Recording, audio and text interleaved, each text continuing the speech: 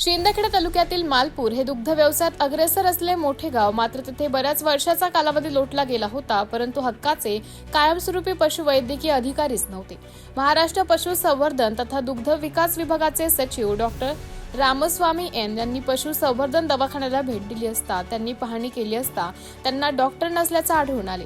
त्यांनी पत्रकार प्रभाकर आडगळे यांना आश्वासन दिले की मालपूर गावात जून ते ऑगस्ट महिन्यात कायमस्वरूपी डॉक्टर उपलब्ध करून देणार म्हणजे देणार। बोले तैसा चाले त्याशी वंदती पावले या म्हणीप्रमाणे वागून अवघ्या 2 महिन्यात कायमस्वरूपी डॉक्टर श्री सुधाकर नागरे आज कर्तव्य ठिकाणी हजर राहिले। त्यांचं स्वागत मीडिया प्रतिनिधी पत्रकार आडगळे सर यांनी शाल, श्रीफळ, फूल, पुष्पगुच्छ देऊन सत्कार केला।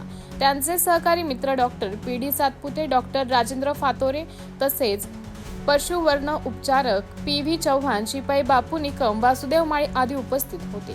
पशुपालक तथा नुकताच उत्कृष्ट शेतकरी पुरस्कार प्राप्त शेतकरी श्री दामोदर विठ्ठल लहिरे यांच्याशी दूरध्वनीद्वारे संपर्क केला असता ते म्हणाले की मी लंपी आजाराची लसीकरण करण्यात यावी अशी विनंती डॉक्टर नागरे यांना केली आहे। MDTV न्यूज साठी तालुका प्रतिनिधी प्रभाकर आडगळे, शिंदखेडा।